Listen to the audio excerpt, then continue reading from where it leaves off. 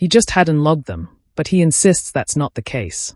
Yesterday, after that fight in the suit, his list of upgrades updated, and this time the abilities all seem to be related to aggression and strength.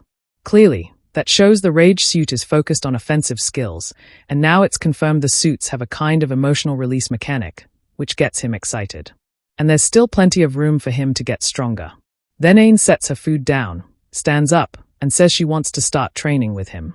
She sure won't get as strong or fast as he did, but at least she wants to start holding her own against those guys. Hinata, all sweet, says he knows she's been working hard. She's a bit confused, but he says he noticed that moment when she equipped her own relic and took an attack by surprise. But even so, she got back up, which shows she's been training. She turns all red, flustered, and says, it doesn't matter, she has to work even harder. She stretches out her hand and says, it's a promise. They are going to start working together to get stronger. He smiles and says, okay, man. But the moment he reaches out his hand, look who's up there. I'd already forgotten about you, Blue Thighs. She's up there wondering why these weaklings don't have anything better to do than just sit around. Then she turns to the blonde person beside her and asks if he's thought about the offer. She thinks he'd be the perfect addition to the re-evaluation team. The blondie, though, calmly replies that she'll pass this time.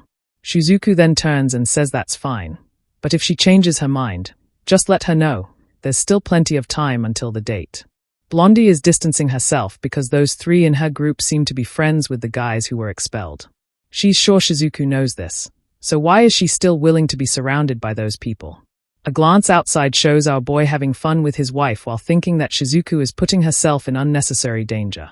Next scene, training time. Man, look at there. Joining the group is Professor Ganso Takushima, who says it's no use relying only on the relic. They also needed powerful bodies. Classy might be behind all the others. They still had a chance to turn things around with effort. Everyone practicing face kicks and all.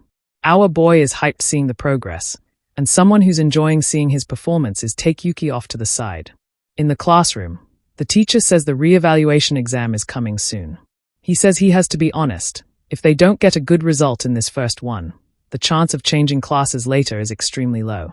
But even if they have weak relics, it's good not to feel discouraged. The exam criteria go way beyond just relic abilities. Things like performance, situational judgment, and combat ability will be taken into account. Besides that, teamwork seems to be the main focus. Right away, Takeyuki didn't like that, and he wants to know how the groups will be formed. The teacher explains that each group will have 2 to 5 people, and the ones forming the groups are themselves with whoever they choose. Besides that, it can also be people from other classes.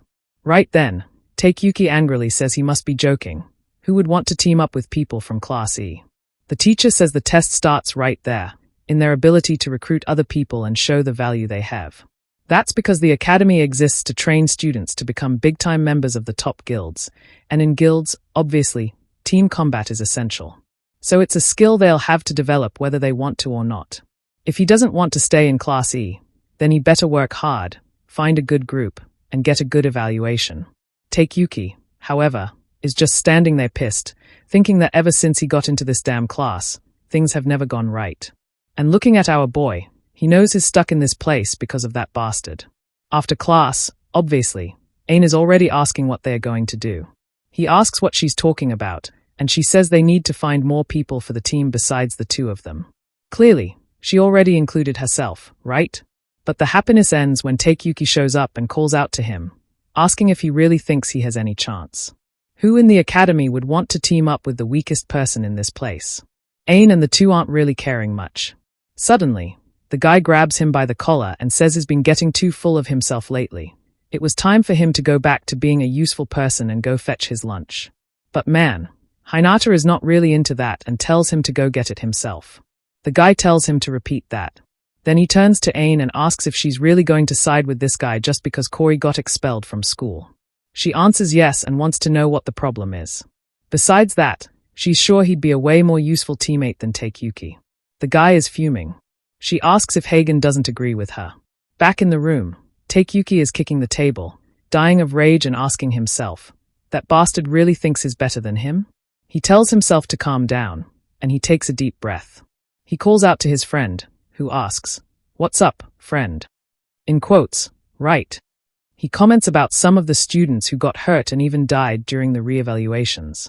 Higan asks why he's bringing that up, and Takeyuki tells him to remember that the fights happened in D-ranked dungeons, which are prepared to be like a real fight, and in conditions like those, accidents were inevitable. Of course, he however knows that sometimes some of those accidents are caused deliberately. Higan is still a bit confused, and the bastard says that he's saying maybe this year something like that will happen too. Next scene. We see a chubby guy on the computer, chatting with some people online and telling everyone to remember that Valky's re-evaluation would be the following week. The guy in the little suit wonders if that weirdo hasn't given up yet. People want to know who, and obviously, he's talking about the one who got naked wearing Saitama's outfit. The giraffe girl says she heard that he's still at the school. Seems like everyone keeps an eye on who's leaving and entering the university. Man, because they want to bet on who's going to get the highest score in the revaluation.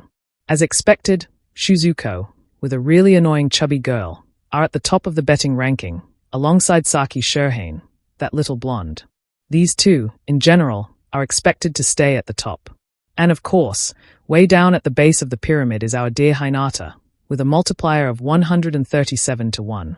And speaking of the rascal, he's there in the forest training, and suddenly a big bear appears, and he just turns and gives it a solid kick to the chin. Poor thing, already foamy at the mouth and doesn't even damn notice. Just by wearing that outfit, he instantly got stronger. The problem is that this little red one here drains a crazy amount of energy, and his vitality keeps dropping. When the energy hits 0, his life starts being drained per second while he's wearing the outfit. The good part is that it's related to stats, so if he gets stronger, eventually he'll be able to use it for longer. At that moment, Ain calls out to him, and he says she's running late. Poor girl replies that the supplementary classes took longer than she expected. She can't understand why, in this hero academy, she still has to keep struggling with this damn history and geography.